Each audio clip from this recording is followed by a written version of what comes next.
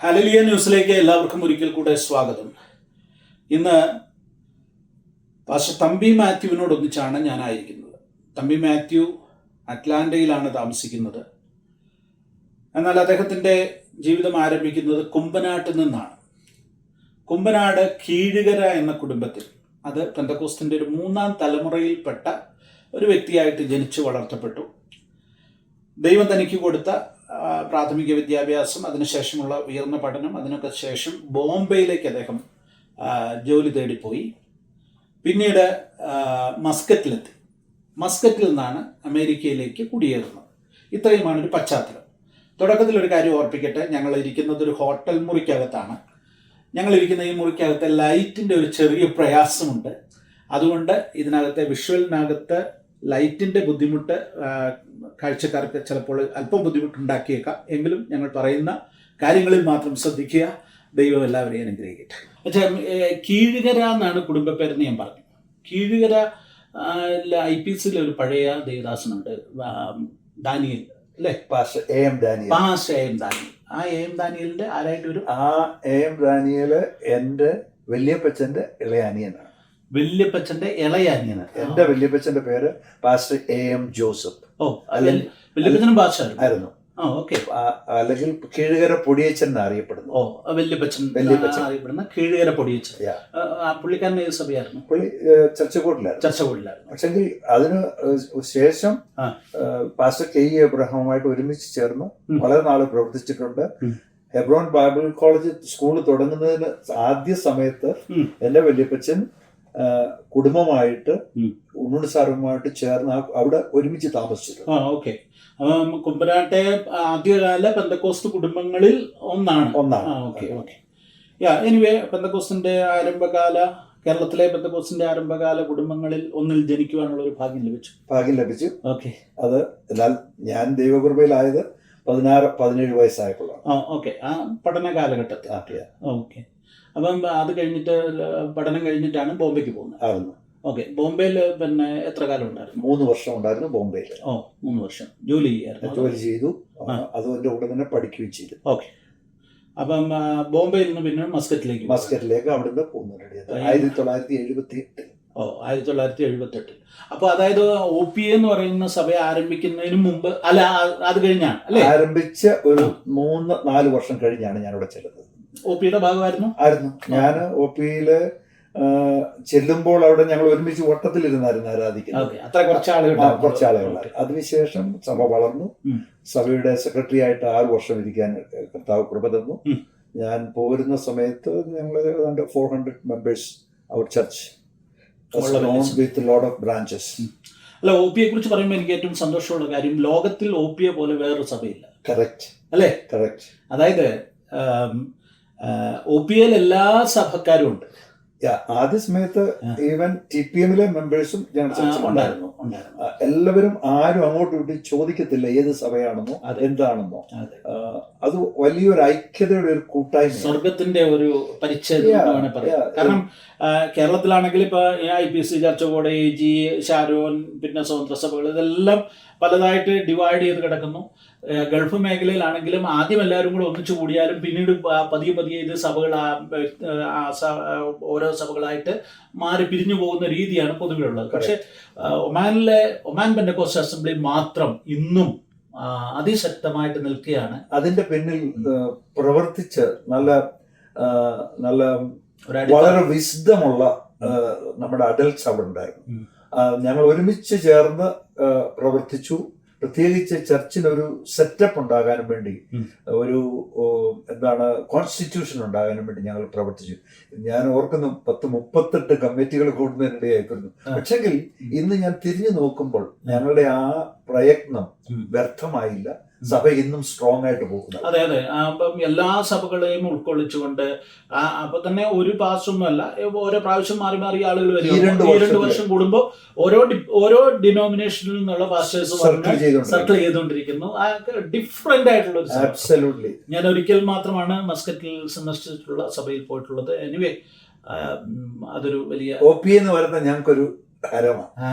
ഞാൻ ഈ കഴിഞ്ഞ ദിവസം ഓസ്ട്രേലിയ പോയപ്പോൾ I could see so many people there.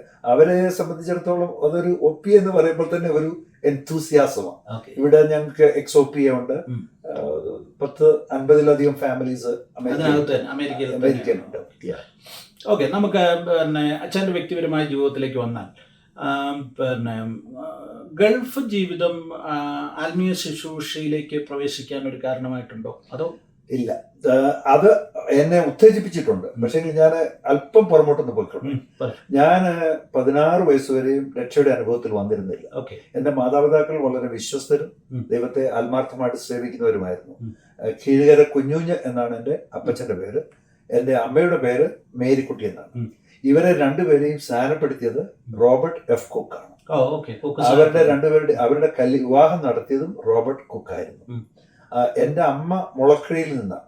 അപ്പോൾ അവിടെ എൻ്റെ അമ്മയുടെ പിതാവ് റോബർട്ട് എഫ് കുക്കിന്റെ അവിടുത്തെ ബൈബിൾ സ്കൂളിലെ കുശിനിക്കാരനായിരുന്നു. അങ്ങനെ പല കാര്യങ്ങള്. പിന്നെ ഒരു കാര്യം കൂടെ ഞാൻ പറയാം.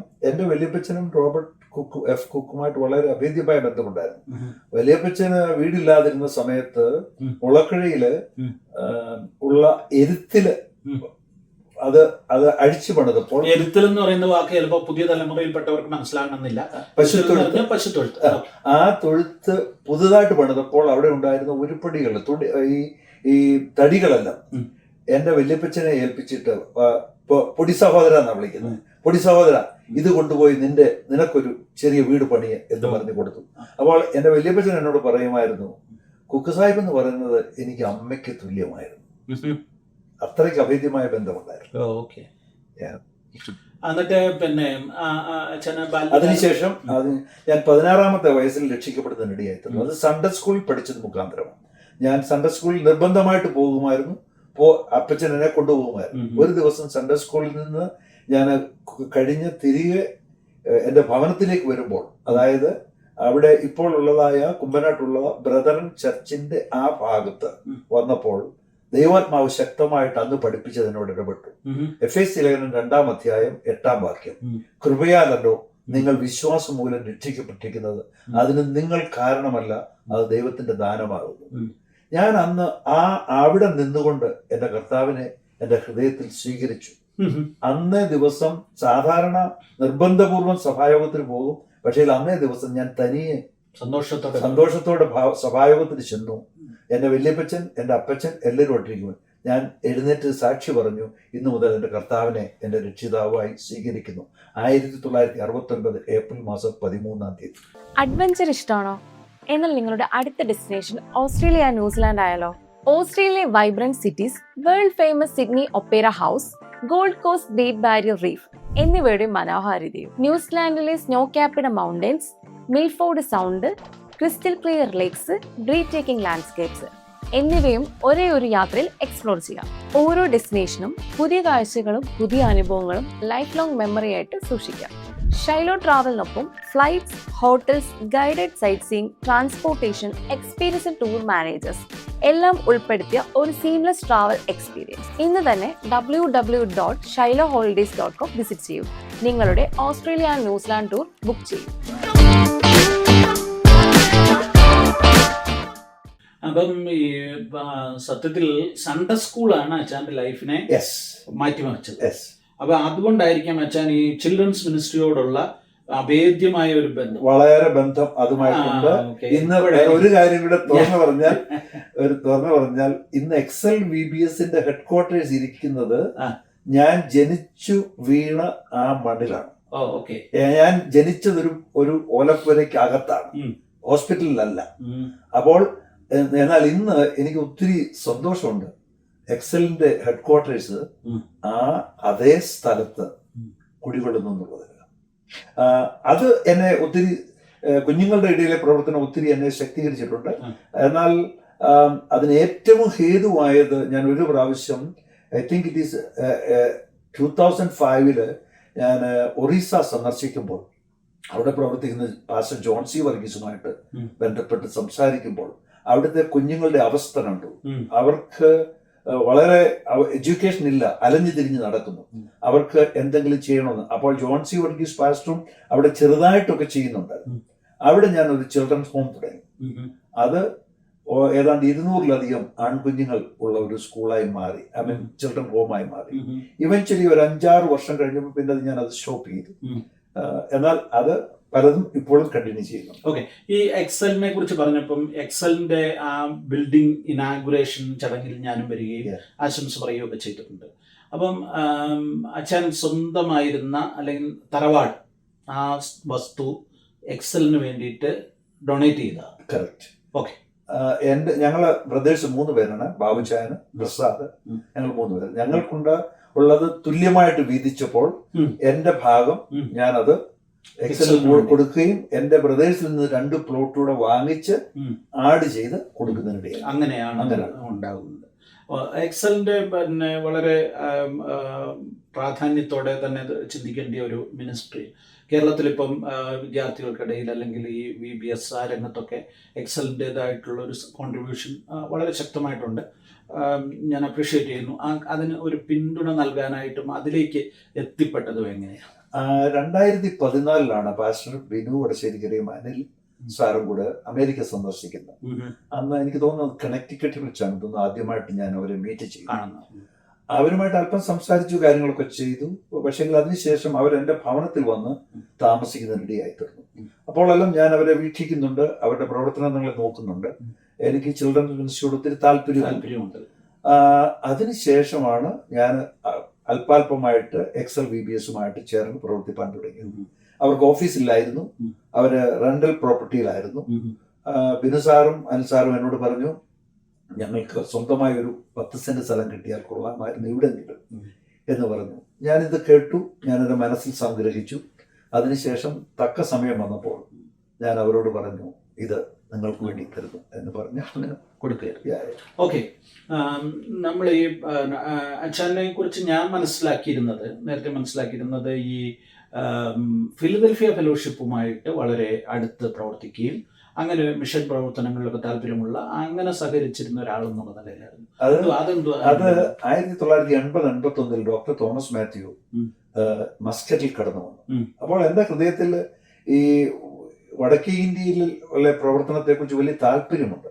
ഞാൻ അദ്ദേഹത്തോട് എന്റെ ഭവനത്തിൽ കൊണ്ടുപോയി അദ്ദേഹത്തോട് ഞാൻ ഒരു കാര്യം ചോദിച്ചു, പാസ്റ്ററെ, എന്റെ ഹൃദയത്തിൽ വലിയ താല്പര്യമുണ്ട് ഈ വടക്കേ ഇന്ത്യക്കാരായ ആൾക്കാരെ ട്രെയിൻ ചെയ്യാൻ, അതിന് പാസ്റ്റർക്ക് താല്പര്യമുണ്ടോ എന്ന് ചോദിച്ചപ്പോൾ അദ്ദേഹം തുള്ളി ചാടി എഴുന്നേറ്റിട്ട് പുള്ളിയുടെ മനസ്സിന്റെ മേരിയാന്റിയും അദ്ദേഹവും ദീർഘവർഷങ്ങളെ പ്രാർത്ഥിച്ചുകൊണ്ടിരിക്കുകയാണ്. അപ്പൊ ഞാൻ പറഞ്ഞു, പാസ്റ്ററെ, ഞാനൊരു 500 രൂപ എല്ലാ മാസവും, അന്നത്തെ 500 രൂപ എന്ന് പറഞ്ഞാൽ ഇറ്റ് ഈസ് ഡിഫറെന്റ്, തരാം അവർക്കുള്ള ആഹാരത്തിനുള്ളത്.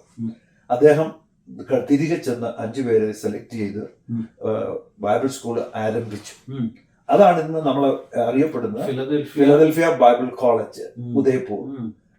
കഴിഞ്ഞ 45 വർഷമായിട്ട് ഏതാണ്ട് 3000-ലധികം ശുശ്രൂഷകരെ വാർത്തെടുക്കുവാൻ ഉത്തരേന്ത്യയിലെ ഏറ്റവും പ്രധാനപ്പെട്ട ഒരു വേദ പഠനശാലയായി അതിന് ലീഡർഷിപ്പ് കൊടുത്ത് ആദ്യമേ ഡോക്ടർ തോമസ് മാത്യു ആയിരുന്നു പ്രിൻസിപ്പൽ, ഞാൻ വൈസ് പ്രിൻസിപ്പൽ ആയിരുന്നു. അതിനുശേഷം അദ്ദേഹത്തിന്റെ മരണശേഷം doctor Finny Philip is giving a great leadership.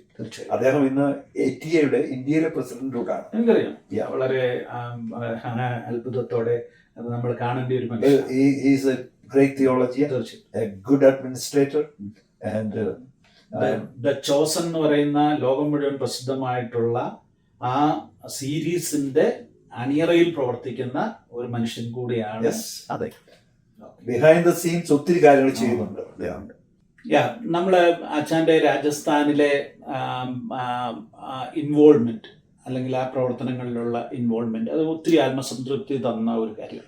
അപ്പം തന്നെ തോമസ് മാത്യു എന്ന് പറയുന്ന ഒരു അത്ഭുത മനുഷ്യൻ, ഇന്ത്യക്ക് കേരളം നൽകിയ മിഷൻ ലീഡേഴ്സിൽ പ്രമുഖനായ ഒരു വ്യക്തിയാണ്. അദ്ദേഹത്തോട് ഒന്നിച്ചുള്ള വർക്ക്, അത് അതിന്റെ ഓർമ്മകൾ. ഞാൻ 45 വർഷം മുമ്പ് ആ കുടുംബവുമായിട്ട് ചേർന്ന് പ്രവർത്തിപ്പാനിടയായി. ഇന്നും ശക്തമായിട്ട് അതിന്റെ ഭാഗമാണ്, അതിൽ പ്രവർത്തിക്കുന്നു. അതിലെ എന്നാൽ കഴിവതൊക്കെയും ഇന്നും ചെയ്തുകൊണ്ടിരിക്കുന്നു. പ്രത്യേകിച്ച് ബൈബിൾ കോളേജിന്റെ വിഷയത്തിൽ ഞാൻ ഒരു പൂർണ്ണ ഭാഗമാണ്. അതുപോലെ തന്നെ ഫിലദൽഫിയ ചർച്ചിന്റെ ഒറീസയിലുള്ള മിഷൻ ഡയറക്ടറായിട്ടും സേവനം അനുഷ്ഠിക്കുന്നുണ്ട്. ഒറീസയിലെ പ്രവർത്തനങ്ങൾക്കും നമ്മൾ നേതൃത്വം കൊടുക്കുന്നുണ്ട്. ഇപ്പോൾ വെസ്റ്റ് ബംഗാളിലും അതിന് നമ്മുടെ കൈത്താങ്ങുകളിലും ഒക്കെ കൊടുക്കുന്നുണ്ട്. ഈ മസ്കറ്റിൽ നിന്ന് അമേരിക്കയിലേക്ക് വന്നപ്പോൾ ഈ അറ്റ്ലാന്റ തിരഞ്ഞെടുക്കാൻ എന്തോ കാരണം? അറ്റ്ലാന്റയിലോട്ടല്ല ഞാൻ വന്നത്. ഞാൻ വന്നത് ന്യൂജേഴ്സിയിലാണ്. എൻ്റെ മൂത്ത ജ്യേഷ്ഠൻ ബാബുച്ചാനും സൂസിമാമ അവരാണ് എന്നെ ഇവിടെ ഇമിഗ്രൻ്റ് ആയിട്ട് ഫയൽ ചെയ്ത് കൊണ്ടുവന്നത്. 1.5 മാസത്തോളം ഞാൻ അവിടെ താമസിക്കുമ്പോൾ എൻ്റെ ഹൃദയത്തിലെ ആഗ്രഹം ദൈവവചനം പഠിക്കുവാൻ പോകണം. ഞാൻ 4 കുഞ്ഞുങ്ങളുമായിട്ടാണ് മസ്കറ്റിൽ നിന്ന് വരുന്നത്.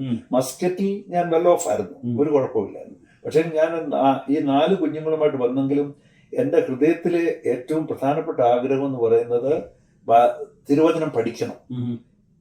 അമേരിക്കയിൽ വർക്ക് ചെയ്യാതെയും പണമില്ലാതെ ഒന്നും നടക്കത്തില്ല. പക്ഷെങ്കിൽ ഞാൻ എൻ്റെ തീരുമാനത്തിൽ ഉറച്ചു നിന്നു. അങ്ങനെ ഞാൻ ടെനസിയിൽ വന്നു. ടെനസിയിൽ ലീ കോളേജിന്റെ അടുത്തുള്ളതായ അന്ന് സ്കൂൾ ഓഫ് തിയോളജിയാണ്, ഇന്നത് പെന്തക്കോസ്റ്റൽ തിയോളജിക്കൽ സെമിനാരി എന്നറിയപ്പെടും, PTS, ഒരു ഗ്രേറ്റ് തിയോളജിക്കൽ സെമിനാരി. അവിടെ പോയി 4 വർഷം പഠിക്കുന്നു. 4 വർഷം അവിടെ പഠിച്ചു. യെസ്, അവിടെ full time student. At the same time ഞാൻ പാർട്ട് ടൈം ജോലി ചെയ്തു. 2 വർഷം ജോലി ചെയ്യാതെ എൻ്റെ വൈഫിന്റെ ഇൻകം, വൈഫ് നേഴ്സൊന്നുമല്ല, she is a teacher professionally, but she never worked as a teacher. അങ്ങനെ ഞങ്ങളുടെ ക്രിസ്തീയ ജീവിതത്തിലെ ഏറ്റവും കഷ്ടപ്പെട്ട എന്ന് പറഞ്ഞാൽ കഷ്ടപ്പെട്ട സമയങ്ങളാണ് അത്. ബുദ്ധിമുട്ടുകളുണ്ട്, പക്ഷെങ്കിൽ ഏറ്റവും സന്തോഷമായ കാലഘട്ടമാണ്. ഞാൻ പലയിടത്തും പറഞ്ഞിട്ടുണ്ട്, ഞാൻ എൻ്റെ ഒരു ഷൂസ് 4 വർഷം ഉപയോഗിച്ചു. അവിടെയും ദൈവം ഞങ്ങളെ ശക്തമായിട്ട് നടത്തി. അങ്ങനെ ഒത്തിരി അനുഭവങ്ങളുണ്ട്. കുഞ്ഞിന് പാല് വാങ്ങിക്കാൻ കഴിയാതിരുന്ന സമയങ്ങളുണ്ട്. അവിടെയെല്ലാം ദൈവം കരം പിടിച്ച് നടത്തി. ഞാൻ പലയിടത്തും പറഞ്ഞിട്ടുള്ളതാണ്, അന്ന് ഒരു ഷൂസിന് ഞാൻ കഷ്ടപ്പെട്ടെങ്കിൽ പിന്നീട് ഒരു സമയം ഞാൻ 1187 ഷൂസ് ഒറീസയിലേക്ക് അയച്ചു കൊടുക്കാൻ കർത്താവ് വന്നു. 500 ഷൂസ് ഗാട്ടിമാലയിലേക്ക് അയച്ചു കൊടുക്കാൻ കർത്താവ് വന്നു. അന്ന് പലപ്പോഴും സ്കൂളിൽ പോകുമ്പോൾ 25 പൈസ അതിന് ക്വാർട്ടർ ഇട്ടിട്ട് ഒരു കാപ്പി കുടിക്കാൻ ഞാനിത് പറയുന്നത് ഇതിനു വേണ്ടിയല്ല, പക്ഷെങ്കിൽ ദൈവം നടത്തിയ വഴികൾ. ഇന്ന് ആവറേജ് എല്ലാ ദിവസവും 600 മീൽസ് വിവിധ ഇടങ്ങളിലായിട്ട് കർത്താവ്, ബോംബെയില്, ഒറീസയില്, മറ്റു ഭാഗങ്ങളിലൊക്കെയും കർത്താവ് കൊടുക്കുവാൻ ഞങ്ങളുടെ കരങ്ങളെ കർത്താവ് ബലപ്പെടുത്തുന്നു. അനേകര് അതിന്റെ പിന്നിൽ ഉണ്ട്. അപ്പോൾ ദൈവം വിശ്വസ്തനാണ്. നമ്മൾ വിശ്വസ്തയോടെ നിന്നാൽ ദൈവം നമ്മളെ ഒരിക്കലും കൈവിടും. ഓക്കെ, ഈ അമേരിക്കയിലാണ് ഒരാൾ അമേരിക്കയിൽ വന്നു, അതോടെ ജീവിതം സുഖകരമായി എന്നാണ് പൊതുവിലുള്ള ഒരു ചിന്താഗതി. പക്ഷെ ഞാനിവിടെ പലതവണ വരികയും സന്ദർശിക്കുകയും കാണുകയും ഒക്കെ ചെയ്യുമ്പോൾ അറിയാം, വളരെ കഷ്ടപ്പെട്ട് ജീവിക്കുന്ന 100 കണക്കിന് കുടുംബങ്ങളുണ്ട്. അപ്പോൾ തന്നെ അവരവരുടെ കുടുംബാംഗങ്ങളെ സഹായിക്കുന്നു, മിഷനെ സഹായിക്കുന്നു, പല നിലകളിൽ ഇന്ത്യയിലെ ദൈവദാസന്മാരെ സഹായിക്കുന്നു. അപ്പം ഒത്തിരി സമ്പന്നരൊന്നും അല്ല ഈ പണം മുടക്കി കാര്യങ്ങളൊന്നും ചെയ്യുന്നത്. അവരുടെ വളരെ ചെറിയ വരുമാനത്തിൽ നിന്നൊരു ഭാഗം മാറ്റിവെച്ച് ചെയ്യുന്നത് അത്ഭുതകരമാണ്. ഈ സമയത്ത് ഞാൻ അമേരിക്കൻ മലയാളികളെ ഓർത്ത ദൈവത്തെ സ്തുതിക്കുന്നു. ഞാൻ ആ വിഷയത്തിൽ 1-2 കാര്യം പറയാൻ താല്പര്യപ്പെടുന്നുണ്ട്. ഇവിടുത്തെ മലയാളികൾ കഠിനാധ്വാനികളാണ്. തീർച്ചയായിട്ടും അവര് 1ഉം 2ഉം ജോലി ചെയ്താണ് ജീവിക്കുന്നത്. അതിൽ നിന്നാണ് അവർ കർത്താവിന്റെ വേലയ്ക്ക് വേണ്ടി കൊടുക്കുന്നത്. അതുകൂടാതെ അനേക ഭവനങ്ങൾ ഈ നാട്ടിൽ നിന്ന് വരുന്ന കർത്താവിന്റെ ദാസന്മാരെ അവരുടെ ഭവനത്തിൽ സ്വീകരിച്ച് ശുശ്രൂഷിച്ച് അവർക്ക് വേണ്ടി ഇതൊക്കെ ചെയ്തു കൊടുക്കുന്നുണ്ട്. അത് ഒരു ശുശ്രൂഷയുടെ ഭാഗമായിട്ട് അവർ ചെയ്യുന്നതാണ്. ഞാൻ അവരെയൊക്കെ അഭിനന്ദിക്കുന്നു, അവര് ചെയ്യുന്ന ശുശ്രൂഷകളെ. അത് കഠിനാധ്വാനം എന്ന് പറഞ്ഞപ്പോൾ എൻ്റെ ജീവിതത്തിലും ഞാൻ കഠിനാധ്വാനം ജീവിച്ചത്. പ്രത്യേകിച്ച് 2000-ലാണ് ഞാൻ ടെന്നസിയിൽ നിന്ന് അറ്റ്ലാന്റയിലേക്ക് മൂവ് ചെയ്തത്. ഇപ്പോൾ 26 വർഷമായി. അറ്റ്ലാന്റയിലേക്ക് മൂവ് ചെയ്യുമ്പോൾ ദ ടഫസ്റ്റ് ടൈംസ് ഞാൻ 2 ജോലി ചെയ്തു. ഞാൻ ഫെഡെക്സിന്റെ ഡ്രൈവറായിട്ട്, ഡെലിവറി ഡ്രൈവറായിട്ട് ഞാൻ 7 വർഷം ജോലി ചെയ്തു. എൻ്റെ ജോലി തുടങ്ങുന്നത് 6 മണിക്ക് രാവിലെ. രണ്ടാമത്തെ എൻ്റെ ഒഫീഷ്യൽ ജോലി തുടങ്ങുന്നത് 4 മണിക്ക് വൈകുന്നേരം 4. അതിനുശേഷം 12 വരെ ജോലി ചെയ്ത് ഫാക്ടറി പൂട്ടി തിരിച്ചു വീട്ടിൽ പോകുന്നിടം വരെ ആണ് എൻ്റെ സമയം. Average 4 hours sleep. അങ്ങനെ കഠിനാധ്വാനം ചെയ്ത എന്നെ പോലെ അനേകർ ജീവിക്കുന്നതും. അന്നേരം നമ്മള് ഇവിടെ എന്തെങ്കിലും പണം ഉണ്ടാക്കുന്നെങ്കിൽ അത് കഠിനാധ്വാനത്തിൽ കൂടാണ് അനേകരും ചെയ്യുന്നത്. അതിനെ അപ്രീഷിയേറ്റ് ചെയ്യും. നല്ലൊരു പങ്കും ബഹുഭൂരിപക്ഷം ആളുകളും അങ്ങനെ ചെയ്യുന്നവരാണ്. ഓഫ് കോഴ്സ് കുറച്ച് ആളുകൾക്ക് പല നിലകളിൽ അതിസമ്പന്നരായി മാറിയ ആളുകൾ കാണാം, അല്ലെങ്കിൽ വളരെ ഈസി ആയിട്ട് സാമ്പത്തിക നേട്ടങ്ങൾ ഉണ്ടായ ആളുകൾ കാണാം. അത് സ്വാഭാവികമാണ്. എന്നാൽ ബഹുഭൂരിപക്ഷം ആളുകളും ഇങ്ങനെ 1-2 ജോലികൾ ചെയ്ത്, നഴ്സുമാരാണെങ്കിലും അവർക്ക് നല്ല വരുമാനമുണ്ട് എന്ന് നമ്മൾ പറയുമ്പോൾ തന്നെ അവര് കണ്ടിന്യൂസ് ആയിട്ട് മണിക്കൂറുകൾ ജോലി ചെയ്യുന്നു, അതികഠിനമായിട്ട്. എന്റെ ഭാഷ ഞാൻ പലപ്പോഴും ചിന്തിച്ചിട്ടുണ്ട്, ഇവരൊക്കെ 12 മണിക്കൂർ സ്ട്രെയിറ്റ് ഫോർവേഡ് ജോലി ചെയ്തു. അത് കഴിഞ്ഞ് വീട്ടിൽ വന്ന് കുക്കും ചെയ്ത്, ഇനിയും ഒരു പുതിയ ഫാമിലി ആണെങ്കിൽ they may be pregnant, you know, അവരൊക്കെ ചെയ്യുന്നതെന്ന് പറഞ്ഞാൽ നമുക്ക് അങ്ങോട്ട് ഇമാജിൻ ചെയ്യാൻ ഒക്കത്തില്ല. അതുപോലുള്ള കഷ്ടത്തിൽ കഠിനാധ്വാനമാണ് ചെയ്തത്. അവരെല്ലാം അപ്രീഷിയേറ്റ് ചെയ്യണം. അത് ഏറ്റവും നല്ലൊരു കാര്യമാണ്. എനിക്ക് അച്ഛനെ കുറിച്ച് ഓർക്കുമ്പോൾ എല്ലാം എൻ്റെ മനസ്സിലേക്ക് വരുന്ന കാര്യം എന്ന് പറയുന്നത്, ഈ നമ്മൾ ഏറ്റവും കൂടുതൽ കണ്ടുമുട്ടുന്നത് അമേരിക്കയിൽ നടക്കുന്ന ഈ മലയാളി സഭാ കോൺഫറൻസുകളിലൂടെയാണ്.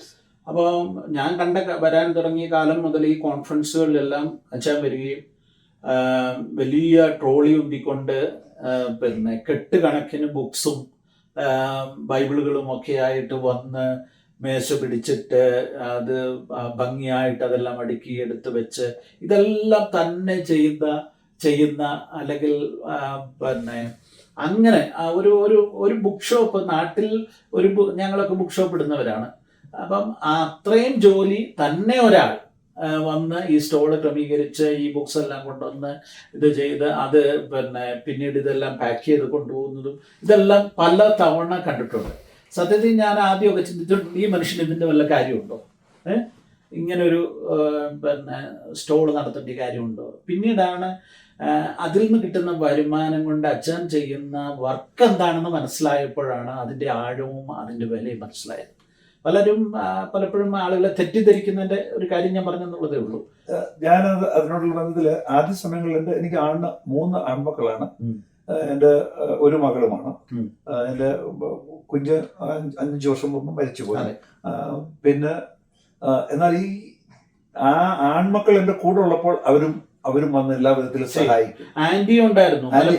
എന്നാൽ ഈ പ്രാവശ്യം PCNAC കോൺഫറൻസിൽ ചെന്ന് ഞാൻ എൻ്റെ ബൂത്ത് സെറ്റ് ചെയ്ത് കഴിഞ്ഞു. മോളി ജനുവരി 26-ാം തീയതി കർത്താവിന്റെ സന്നിധിയിൽ ചേർക്കപ്പെട്ടു. സാധാരണ ഞാൻ ബൂത്ത് സെറ്റ് ചെയ്ത് കഴിഞ്ഞാൽ പിന്നെ മോളിയ ടേക്ക് ഓവർ ചെയ്ത് കാര്യം ചെയ്തു. ഞാൻ ഈ പ്രാവശ്യം PCNAC ചെന്നപ്പോൾ ഒത്തിരി ഇമോഷണലായി പോയി. കാരണം സെറ്റ് ചെയ്തു, അവിടെ ഇരിക്കാൻ ആളില്ല. കഴിഞ്ഞ 35 വർഷം എന്നോട് കൂടെ ഇതുപോലെ ബൂത്ത് സെറ്റ് ചെയ്ത 48 വർഷമാണ് ഞങ്ങളുടെ വിവാഹ ജീവിതം. അനുഗ്രഹീത വിവാഹ ജീവിതം കർത്താവ് തന്നു. അപ്പോൾ ഇത് കാണാതിരുന്നപ്പോൾ ഈ ബുക്ക് സ്റ്റോറ് ഒരു മിനിസ്ട്രിയാണ്. ഇത് ഇന്നും മോളി സുഖമില്ലാതിരുന്നപ്പോഴും ഇന്നും ബുക്ക് സ്റ്റോർ നടക്കുന്നുണ്ട്. പ്രോഫിറ്റബിലിറ്റി ഈസ് ലെസ്, എന്നാൽ അതൊരു മിനിസ്ട്രി ആയിട്ട് കരുതിയിട്ട് കർത്താവിൻ്റെ നാമത്തിന് വേണ്ടി നിൽക്കുകയാണ്. അതെ, അത് പറഞ്ഞു വന്നപ്പോൾ ആ നിലയിൽ കിട്ടുന്ന ഇൻകം ഒക്കെ വിദ്യാർത്ഥികളുടെ അല്ലെങ്കിൽ ഈ ചിൽഡ്രൻസ് മിനിസ്ട്രിക്ക് വേണ്ടിയിട്ട് ഉപയോഗപ്പെടുത്തുന്നു. അതൊരു വശം. രണ്ടാമത് അച്ഛൻ്റെ ലൈഫിൽ അതിതീവ്രമായ ഒത്തിരി വേദന, ഇപ്പോൾ ആൻറ്റിയുടെ മരണം പോലെയുള്ള അല്ലെങ്കിൽ അതുപോലെയൊക്കെ ഉള്ള അതിതീവ്രമായ വേദനകളിലൂടെ കടന്നുപോയ കാര്യം എനിക്കറിയാം. പറയാവുന്ന എന്തെങ്കിലും കാര്യങ്ങൾ ഓഡിയൻസിനോട് പറയാം. എൻ്റെ മകള് ഡിപ്രഷനിൽ കൂടി കടന്നുപോയി. 15 വർഷം അവളെ ഞാൻ ശുശ്രൂഷിച്ചു. അവിടെ ഒന്നും ദൈവവേലയിൽ നമ്മൾ പുറമോട്ട് ഒരിക്കലും ആയിട്ടില്ല. പലരും അതിശയിച്ചിട്ടുണ്ട്, എന്നോട് ചോദിച്ചിട്ടുണ്ട്. എന്നാൽ അവിടെയും ദൈവം നടത്തി. അതിനുശേഷം മോളി 2.5 വർഷത്തോളം സുഖമില്ലാതിരുന്നു. ആ സമയത്ത് എൻ്റെ യാത്രയെല്ലാം ഞാൻ കുറച്ചു. അവളെ ശുശ്രൂഷിക്കേണ്ടത് എൻ്റെ കടമയായിട്ട് എടുത്തിട്ട് ഞാൻ ശുശ്രൂഷിപ്പാൻ കർത്താവ് കൃപ തന്നു. 2026 ജനുവരി 26-ാം തീയതി വെളുപ്പിനെ 6 മണിക്ക് എഴുന്നേറ്റു. എന്നോട് പറഞ്ഞു ബാത്റൂമിൽ പോകണം. ഞാൻ കൊണ്ടുപോയി തിരികെ കൊണ്ടു കിടത്തി. നെക്സ്റ്റ് 1 hour ആ ഉറക്കത്തിൽ അവൾ ദൈവസേന ചേർത്ത്. അതെൻ്റെ ജീവിതത്തിൽ വളരെ ഇമോഷണലാണ്. എന്നാൽ അതിനുശേഷവും ദൈവം എന്നെ ശക്തമായിട്ട് നടത്തും. യാത്ര കട്ട് ഓഫ് ചെയ്തിരിക്കുമായിരുന്നു. എന്നാൽ I started my journey. April മാസം മുഴുവൻ യാത്രയിലായിരുന്നു. കഴിഞ്ഞ മാസങ്ങളും ഈ ഒരു മാസവുമായിട്ട് യാത്രയിലാണ്. അപ്പോൾ ദൈവം നടത്തുന്ന വഴികൾ അതിശയകരമാണ്. അതിൽ ഞാൻ ദൈവത്തിന് മഹത്വം കരയറ്റുന്നു. ഈ ഒരു ജോലിയൊക്കെ ചെയ്യുന്നു, സുശേഷ വേലയിൽ പങ്കാളിയാവുന്നു, ഒരു പാസ്റ്റായിട്ട് ഒരു സഭാ ശുശ്രൂഷ ചെയ്യണമെന്ന് തോന്നിയിട്ടില്ലേ? ഞാൻ ബൈബിൾ ഇവിടെ സെമിനാരിൽ പഠിച്ച് ഇറങ്ങുന്ന സമയമായപ്പോൾ എനിക്ക് 2-3 കോൾസ് കിട്ടി. ഞങ്ങളുടെ ഇവിടെ ഒരു സഭയുണ്ട്, തമ്പി വന്ന് അത് ഏറ്റെടുത്ത് ചെയ്യണം. അപ്പോൾ ഞാൻ പ്രാർത്ഥിച്ചു. അതിനുശേഷം ഞാൻ ദൈവസേനയിൽ തീരുമാനമെടുത്തു. എന്നോട് ദൈവാത്മാവ് ശക്തമായിട്ട് സംസാരിച്ചു. മിഷനാണ് എൻ്റെ ഫോക്കസ്. ഒരു സഭയുടെ ശുശ്രൂഷ ഏറ്റെടുത്ത് കഴിഞ്ഞാൽ പിന്നെ ഞാൻ അതിൽ ചുറ്റപ്പെട്ട് കിടക്കും. എനിക്ക് സ്വാതന്ത്ര്യം കാണത്തില്ല. അതുകൊണ്ട് എന്നെ കർത്താവ് വിളിച്ചിരിക്കുന്നത് മിഷന് വേണ്ടിയാണെന്നുള്ള ഒരു പരമബോധ്യം ഉണ്ടായി. അതുകൊണ്ട് ഞാൻ അത് നിരസിച്ചു. പിന്നെ കുഞ്ഞുങ്ങൾ 4 പേരുണ്ട്. കുഞ്ഞുങ്ങളുടെ വിഷയങ്ങൾ കാര്യങ്ങളൊക്കെ ചെയ്യണം. ദെൻ ഞാൻ ജോലിയോടുകൂടി കർത്താവിൻ്റെ 2008 വരെ പ്രവർത്തിക്കുന്നതിനിടയായി തീർന്നു. അതിനുശേഷം full time mission and ministry അത് കണ്ടിന്യൂ ചെയ്യുന്നു. കർത്താവ് ബംഗ്ലാദേശിലും ഒരു ശക്തമായ പ്രവർത്തനം ഞങ്ങൾക്ക് തന്നിട്ടുണ്ട്. അതൊക്കെ ഒരു അത്ഭുത വഴികളാണ്, ദൈവം തുറന്ന വഴികൾ. സമയമുണ്ടെങ്കിൽ ഞാനത് പറയാം. ഓക്കെ, ഞാനൊരു പ്രാവശ്യം ഡൽഹിക്ക് യാത്ര ചെയ്യുകയാണ്. അപ്പോൾ ഞാൻ ലണ്ടനിൽ വന്ന് പ്ലെയിൻ മാറണം. ഞാൻ ലണ്ടനിൽ വന്ന് പ്ലെയിൻ മാറി. എൻ്റെ സീറ്റ് ഒരു വിൻഡോ സീറ്റാണ്. ഞാൻ ആ സീറ്റിലേക്ക് വന്നപ്പോൾ ഒരു സ്ത്രീ ഓൾറെഡി ആ സീറ്റ് എടുത്തോണ്ടിരിക്കുന്നു. അപ്പം ഞാൻ അവരോട് ചോദിച്ചു, നിങ്ങളുടെ സീറ്റ് ഏതാണ്? അവർ പറഞ്ഞു എൻ്റെ സീറ്റ് അതാണ്. ഇത് ഞാൻ പറഞ്ഞു കുഴപ്പമില്ല, ഞാൻ നിങ്ങളുടെ സീറ്റിൽ ഇരുന്നോളാം, നിങ്ങൾ അതിലിരുന്നോളാം എന്ന് പറഞ്ഞു.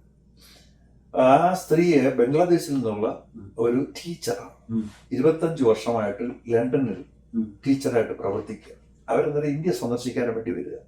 ഞങ്ങളിങ്ങനെ 1/2 മണിക്കൂർ കഴിഞ്ഞപ്പം ആ സ്ത്രീ എന്നോട് ചോദിച്ചു, "Can I talk to you?" ഞാൻ പറഞ്ഞു, "Sure, you can." എന്നിട്ട് ഞങ്ങൾ തമ്മിൽ പല കാര്യങ്ങൾ സംസാരിച്ചു. അതിനുശേഷം ഞാൻ എന്തോ ചെയ്യുന്നു, അവളെന്തോ ചെയ്യുന്നു എന്നൊക്കെ ഞാനൊക്കെ പറഞ്ഞു. അന്നേരം എന്നോട് ഒരു കാര്യം ചോദിച്ചു, നീ ആരാ? നീ അവിടെ നിന്ന് ഇങ്ങനെ നടന്നു വരുമ്പോൾ എനിക്കറിയത്തില്ല, ഒരു വലിയ പ്രകാശം കടന്നു വരുന്ന പോലെ എൻ്റെ മനസ്സിൽ. ഞാൻ പറഞ്ഞു, ഞാനൊരു ദൈവപൈതല, ദൈവത്തിൻ്റെ തേജസ് ഒരു പക്ഷേ ജ്വലിച്ചതായിരിക്കാം എന്ന് പറഞ്ഞ് ഞാൻ അവിടെ നിർത്തി.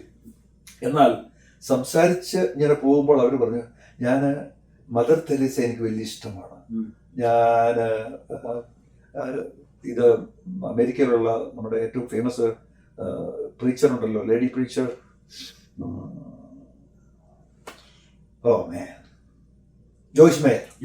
ജോയ്സ് മേയറിന്റെ ബുക്സും എല്ലാം. എന്നിട്ട് ഈ സ്ത്രീ ഒരു മുസ്ലിം സ്ത്രീയാ, പക്ഷെങ്കിൽ തന്റെ ബാഗ് തുറന്നിട്ട് ജോയ്സ് മേയറിന്റെ ബുക്ക് എടുത്ത് എന്നെ കാണിച്ചിട്ട്, എനിക്ക് അവരുടെ ആ പ്രീച്ചിങ്ങും ഇതെല്ലാം എനിക്ക് വലിയ ഇഷ്ടം എന്ന് പറഞ്ഞു. പിന്നെ ഞങ്ങൾ 8-9 മണിക്കൂർ സംസാരിച്ചു. ഒടുവിൽ ഫോൺ കൈമാറി. എന്നോട് എന്നിട്ട് അവരൊരു ചോദ്യം ചോദിച്ചു, നീ ഇവിടെ ഇന്ത്യയിൽ ഇങ്ങനൊക്കെ ചെയ്യുന്നു, നിനക്ക് എന്തുകൊണ്ട് ബംഗ്ലാദേശിൽ വന്ന് എന്തെങ്കിലും ചെയ്തുകൂടാ എന്നോട് ചോദ്യം ചോദിച്ചു. ഞാൻ പറഞ്ഞു, ഞാൻ ആ വിഷയത്തെക്കുറിച്ച് പ്രാർത്ഥിക്കാമെന്ന് പറഞ്ഞു. ഞാൻ തിരിച്ച് അറ്റ്ലാന്റയിൽ വന്നപ്പോൾ എൻ്റെ ഏറ്റവും സ്നേഹിതരായ ഒരു ആഫ്രിക്കൻ അമേരിക്കൻ ഫാമിലി ഉണ്ട്. ഞാൻ അവരോട് ഈ വിഷയം പറഞ്ഞു. അവർ പ്രാർത്ഥിക്കാൻ തുടങ്ങി. അവർ ഒരു 2 മാസം കഴിഞ്ഞപ്പോൾ ഒരു ദിവസം എന്നോട് പറഞ്ഞു, ബ്രദർ തമ്പി, ഞാൻ ദൈവത്തോട് പ്രാർത്ഥിച്ചുകൊണ്ടിരിക്കുകയായിരുന്നു. എന്നോട് ദൈവാത്മാവ് പറഞ്ഞു, നീ ബംഗ്ലാദേശിൽ പോകണം എന്ന് പറഞ്ഞു. ഞാൻ ആ സ്ത്രീയെ വിളിച്ചു, എൻ്റെ ലണ്ടനിലുള്ള സ്ത്രീയെ വിളിച്ച് സംസാരിച്ചു. അവരോട് പറഞ്ഞു, എനിക്ക് ബംഗ്ലാദേശിൽ വരാൻ താല്പര്യമുണ്ട്. അവർ പറഞ്ഞു, ഞാൻ ജനുവരിയിൽ വരുന്നുണ്ട്, നീ വന്നാൽ അവിടെ കാണാമെന്ന് പറഞ്ഞു. ഞാൻ വാഷിങ്ടൺ DC പോയി വിസ എടുത്തു. വിശ്വാസത്തോടെ ബംഗ്ലാദേശിൽ എയർപോർട്ടിൽ ചെന്നു. ഞാൻ ഇവരുടെ തന്ന ഫോൺ നമ്പർ വിളിക്കുന്നു, ആരും എടുക്കുന്നില്ല. എവിടോട്ട് പോകും? ഞാൻ നേരെ അവിടെ നിന്ന് ഒരു ഹോട്ടൽ എടുത്തു. ആ ഹോട്ടലിൽ പോയി താമസിച്ചു അന്ന് രാത്രി. അതിനുശേഷം പിന്നെ അവരെ കിട്ടി. അവർ വന്ന് തന്നെ അവരുടെ വീടിന്റെ അടുത്തുള്ള ഒരു ഹോട്ടലിൽ കൊണ്ട് താമസിപ്പിച്ചു. അങ്ങനെയാണ് ബംഗ്ലാദേശിൽ ഞാൻ എൻട്രി ഉണ്ടാകുന്നത്. പിന്നെ ഞാൻ അവിടെ ചിൽഡ്രൻസ് ഹോം തുടങ്ങി. വളരെ വർഷങ്ങൾ ആ ചിൽഡ്രൻ ഹോം നടത്തി. പിന്നെ പ്രാക്ടിക്കൽ ഡിഫിക്കൽറ്റീസ് ഉണ്ടായിരുന്നപ്പോൾ ഇപ്പോൾ ഗോപാൽഗഞ്ചില് ഒരു ചിൽഡ്രൻ സെന്റർ ഉണ്ട്. അവിടെ ശക്തമായ ദൈവം പ്രവർത്തനങ്ങളെ വ്യാപിപ്പിച്ചുകൊണ്ടിരിക്കുകയാണ്. 3 ചെറിയ സ്കൂളുകളുണ്ട്. ഫ്രീ എഡ്യൂക്കേഷൻ കുഞ്ഞുങ്ങൾക്ക് കൊടുക്കുന്നുണ്ട്. പിന്നെ അതുപോലുള്ള ലേഡീസിന്റെ മടയിൽ അവിടെ പ്രാർത്ഥനാ ഗ്രൂപ്പുകളുണ്ട്. അവിടെ ചർച്ചുകൾ എസ്റ്റാബ്ലിഷ് ചെയ്യുന്ന വളരെ ഡിഫിക്കൽട്ടാണ്. എന്നാൽ കഴിവതൊക്കെയും കർത്താവിന് വേണ്ടി അവിടെ കുഞ്ഞുങ്ങളുടെ ഹൃദയത്തിൽ നമ്മൾ വിത്തുകൾ ശരിക്കും വിതറുന്നുണ്ട്. ഒരു ചിൽഡ്രൻസ് സെന്റർ അവിടെ പണിയാൻ ഫിലദൽഫിയയിലുള്ള ഒരു ഫാമിലി എന്നെ സഹായിച്ചു. ഇന്നത് ശക്തമായ ഒരു ചിൽഡ്രൻസ് സെന്ററായിട്ട് ഒരു ആവറേജ് ഒരു 200-250 കുഞ്ഞുങ്ങൾ ആഴ്ചയിൽ 2-3 പ്രാവശ്യം വന്ന് പാട്ടുകൾ പഠിച്ച് ഡാൻസ് അതുപോലുള്ള കാര്യങ്ങളൊക്കെ പഠിച്ചു. അപ്പോൾ അങ്ങനെ ബംഗ്ലാദേശിലെ മിനിസ്ട്രി അങ്ങനെ തുടർന്നുകൊണ്ടിരിക്കുകയാണ്. ഒരു 14 പ്രാവശ്യം ബംഗ്ലാദേശിൽ പോകുവാൻ കർത്താവ് എനിക്ക് കൃപ തന്നു. ദൈവത്തിന്റെ വഴികൾ അഗോചരമാണ്. ദൈവം ഒരു വഴി തുറന്നാൽ അത് നമ്മൾ ചിന്തിക്കുന്നത് പോലെയല്ല. ഞാൻ പലപ്പോഴും ഓർക്കാറുണ്ട്, ഈ ലണ്ടൻ ടു ഡൽഹി ഫ്ലൈറ്റിൽ ആ സ്ത്രീയെ മീറ്റ് ചെയ്യാനും അങ്ങനെ മുഖാന്തരങ്ങളായി തീരുമാനം കർത്താവ് ഒരുക്കിയ വഴികൾ എന്ന് പറയുന്നത് അത് നമ്മൾ ചിന്തിക്കുന്ന അത്ഭുതകരമാണ്. അതിനെ കർത്താവ് നടത്തിക്കൊണ്ടിരിക്കുന്നു ബംഗ്ലാദേശിൽ. ഈ അടുത്ത പ്ലാനുകൾ എന്തൊക്കെയാ ഇനി ചെയ്യാൻ ഉദ്ദേശിച്ചത്? എനിക്ക് ഇന്ന് എന്റെ ജീവിതത്തിൽ ഏറ്റവും സന്തോഷമുള്ള മിനിസ്ട്രി ഇന്ന് XLVBS ആണ്. അത് 15 ലാംഗ്വേജിൽ നമ്മൾ VBS ചെയ്തുകൊണ്ടിരിക്കുക. XLVBS ഏപ്രിൽ മെയ് മാസം കേരളത്തിൽ 1000-ലധികം VBS നടന്നു. അതിനെല്ലാം മുഖാന്തരമായതിന് ഞാൻ ദൈവത്തിന് മഹത്വം കരയറ്റുന്നു. Lot of expenses. എന്നാൽ നല്ല ചർച്ചുകളൊക്കെ സ്ട്രോങ് ആയിട്ടുള്ള ചർച്ചുകളൊക്കെ അവർ തന്നെയാണ് അതിന് എക്സ്പെൻസ് എല്ലാം വഹിച്ച് ചെയ്യുന്നത്. അല്ലാത്ത ചർച്ചുകളുണ്ട്, അവിടെ നമ്മൾ സഹായിച്ച് അല്ലെങ്കിൽ സപ്പോർട്ട് ചെയ്ത് ഭാഗികമായിട്ട് സഹായിച്ച് നമ്മൾ ചെയ്യുന്നുണ്ട്. ഇതൊരു വലിയ ശുശ്രൂഷയാണ്. ഞാൻ എൻ്റെ വിഷൻ, എൻ്റെ പാഷൻ ചിൽഡ്രൻസ് മിനിസ്ട്രി ത്രൂ അനേക കാര്യങ്ങൾ നടക്കുവാൻ ഇടയായി തരണം. ദൈവ വേണമെന്നും പറഞ്ഞൊരു പ്രോഗ്രാമുണ്ട്. അത് വളരെ പ്രചാരമാണ്. 500-ലധികം കുഞ്ഞുങ്ങൾ അതിനകത്ത് പാർട്ടിസിപ്പേറ്റ് ചെയ്ത് ലെജൻഡ്സ് ആയിട്ട് അവര് 150 വാക്യങ്ങൾ മാനാപ്പാടമാക്കി അത് അമേരിക്കയിലും കാനഡയിലും ഞങ്ങൾ ഇൻട്രൊഡ്യൂസ് ചെയ്യാൻ പരിശ്രമിച്ചുകൊണ്ടിരിക്കുകയാണ്. പാസ്റ്റർ തമ്പി മാത്യുവിന്റെ ജീവിതത്തിൽ കുടുംബത്തിന് വലിയ പ്രാധാന്യമുണ്ട്. കുടുംബത്തെ ചേർത്ത് പിടിച്ച് അങ്ങനെയാണ് മുന്നോട്ട് പോയത്. ആ കുടുംബവുമായി ബന്ധപ്പെട്ട് ആൻറ്റിയുമായി ബന്ധപ്പെട്ടൊക്കെ ഒത്തിരി ഓർമ്മകളും വേദനാജനകമായ ഒത്തിരി കാര്യങ്ങളും ഒക്കെ ഉണ്ടെന്ന് എനിക്കറിയാം. പറയാവുന്ന കാര്യങ്ങളൊന്നും കൂടെ ഒന്ന് വിശദമാക്കിയാൽ. ഞങ്ങളുടെ വിവാഹ ജീവിതം 48 വർഷമായിരുന്നു. ഏറ്റവും സന്തോഷകരമായ ജീവിതമായിരുന്നു ഞങ്ങൾക്കുണ്ടായിരുന്നത്. കർത്താവ് ഞങ്ങളെ സമൃദ്ധിയായിട്ട് അനുഗ്രഹിച്ചു എല്ലാ വിധത്തിലും. കംപ്ലൈൻ്റ് ആയിട്ടൊന്നുമില്ല ഞങ്ങൾക്ക്. എന്നാൽ എൻ്റെ മിഷൻസിന്റെ പിന്നിൽ ശക്തമായി നിന്നൊരു വ്യക്തി ആരുണ്ടെന്ന് ചോദിച്ചാൽ മോളിയാണ്. അത് പ്രാർത്ഥനയിൽ സപ്പോർട്ട് ചെയ്യുന്നതിൽ ഒക്കെ ഞാൻ മാസങ്ങൾ 2 മാസം 2.5 മാസം 3 മാസമൊക്കെ യാത്ര ചെയ്ത സമയങ്ങളിലെല്ലാം വീടിന്റെ കാര്യം, കുഞ്ഞുങ്ങളുടെ കാര്യം, ബുക്ക് സ്റ്റോറിന്റെ കാര്യം, ഇതെല്ലാം മോളിക്ക് ശാരീരികമായ ബലഹീനതകളുണ്ടായിരുന്നു. അത് ഞങ്ങളുടെ വിവാഹ ജീവിതത്തിന്റെ ആദ്യ സമയം മുതൽ ഞാനത് കണ്ടിട്ടുണ്ട്. എന്നാൽ അവിടെ ഒന്നും പതറിപ്പോകാതെ നിൽക്കാൻ എനിക്കും കൃപ തന്നു കർത്താവ്. എത്രാമത്തെ വയസ്സിലാണ് വിവാഹിതം? ഞാൻ 23.5 വയസ്സും. 23 വയസ്സിൽ. മോളി 21 വയസ്സ്. ബാലവിവാഹമായിരുന്നു ഇന്നത്തെ. എന്നാൽ ഞങ്ങളുടെ ക്രിസ്തീയ ജീവിതം, ഞങ്ങളുടെ വിവാഹ ജീവിതം എല്ലാം വളരെ സന്തോഷമായിരുന്നു. പിന്നെ എൻ്റെ ഫോക്കസ് എപ്പോഴും മിഷനും ഇതുപോലുള്ളതായിരുന്നു. അതിന് പൂർണ്ണമായിട്ട് സപ്പോർട്ട് ചെയ്യുന്ന ഒരു വ്യക്തിത്വമായിരുന്നു മോളി. അത് എൻ്റെ ജീവിതത്തിലെ സകല വിജയത്തിൽ ഒരു കാര്യം ഞാൻ ഇപ്പോൾ ഓർക്കുന്നുണ്ട്. ആദ്യമായിട്ട് ഞാനൊരു 2.5 മാസത്തേക്ക് മിഷന് വേണ്ടി പോകുമ്പോൾ അല്ലാണ്ട് എയർപോർട്ടിൻ്റെ ആ വലിയ എലിവേറ്ററിൻ്റെ അവിടെ നിന്നിട്ട് ഞാൻ മോളിയോട് ബായ് പറയുന്നു. മോളി കരയുന്നു. എൻ്റെ ഈ കണ്ണിൽ നിന്ന് കണ്ണുനീർ വരുന്നു. പക്ഷെങ്കിൽ ആ വലിയ എലിവേറ്ററിൽ കൂടെ ഞാൻ അങ്ങോട്ട് ഇറങ്ങി പോകുമ്പോൾ ഐ ഡോണ്ട് നോ എന്ത് സംഭവിച്ചത്. ആരോ എൻ്റെ തോളിൽ വന്ന് ഇങ്ങനെ ഒന്ന് തട്ടിയിട്ട്, നീ ഒന്നും വിഷമിക്കില്ല, ഞാൻ നിന്നോട് കൂടെ ഉണ്ട് എന്ന് പറയുന്ന ഒരു ശബ്ദം ഞാൻ കേട്ടു.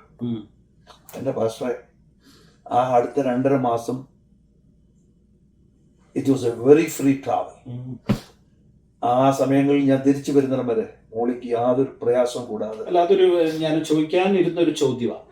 ഈ ഇങ്ങനത്തെ മിഷൻ ട്രിപ്പുകളൊക്കെ നടത്തുമ്പോൾ പുള്ളിക്കാരിക്ക് എപ്പോഴും ഒരു അസിസ്റ്റൻസ് ആവശ്യമുണ്ട്, അല്ലെങ്കിൽ കൂടെ ആള് വേണ്ടിയ നിലയിലുള്ള ശാരീരിക പ്രയാസങ്ങൾ ഉണ്ടാകാറുണ്ടായിരുന്നു. അപ്പൊ ഈ മിഷൻ ട്രിപ്പുകൾക്കിടയിൽ അങ്ങനെ സംഭവിച്ചിട്ടുണ്ടോ? സംഭവിച്ചിട്ടില്ല.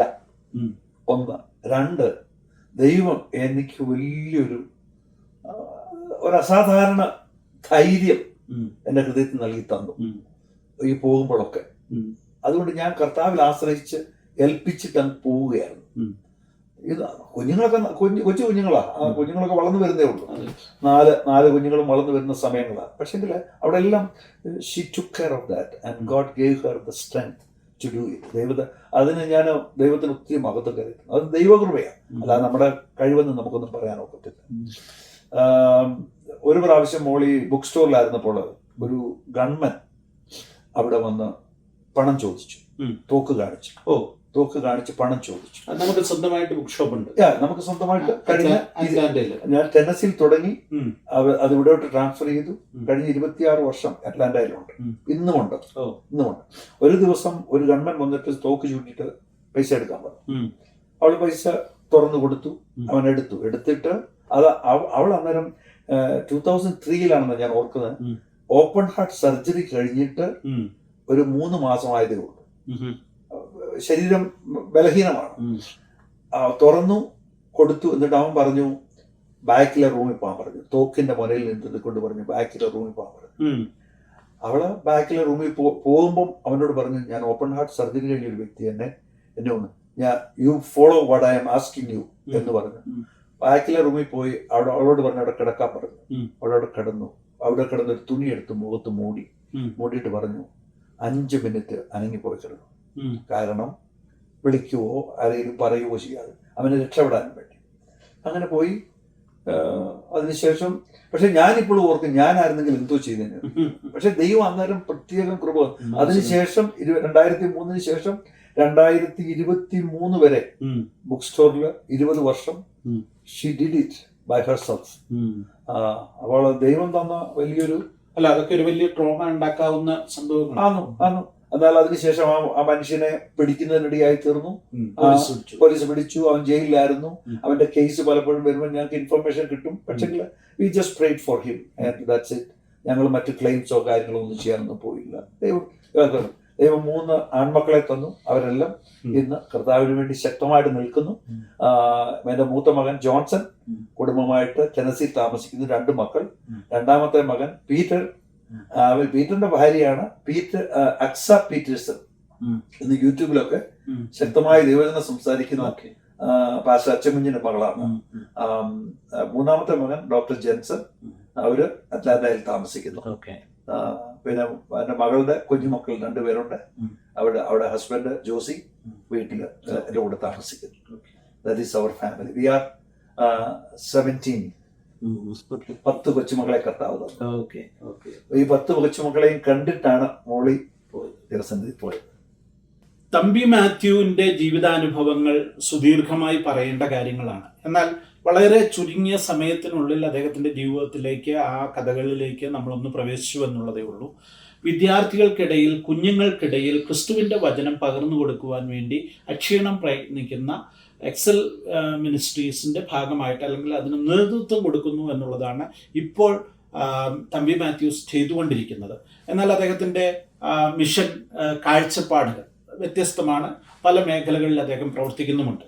എനിക്ക് അദ്ദേഹത്തിൻ്റെ ജീവിതം പ്രേക്ഷകരുടെ മുൻപിൽ അവതരിപ്പിക്കുമ്പോൾ എനിക്ക് പറയുവാനുള്ളത്, നിങ്ങൾ ഏതെങ്കിലും വ്യത്യസ്തമായ ഒരു ഫീൽഡിലായിരിക്കും ജോലി ചെയ്യുന്നത്, ഉപജീവനത്തിന് വേണ്ടി മറ്റെന്തെങ്കിലും കാര്യങ്ങളൊക്കെ ആയിരിക്കാം ചെയ്യുന്നത്. പക്ഷെ നിങ്ങളുടെ ജീവിതത്തിൽ ദൈവം നിങ്ങൾക്ക് നന്മകൾ തന്നിരിക്കുന്നു, അല്ലെങ്കിൽ അവസരങ്ങൾ തന്നിരിക്കുന്നു.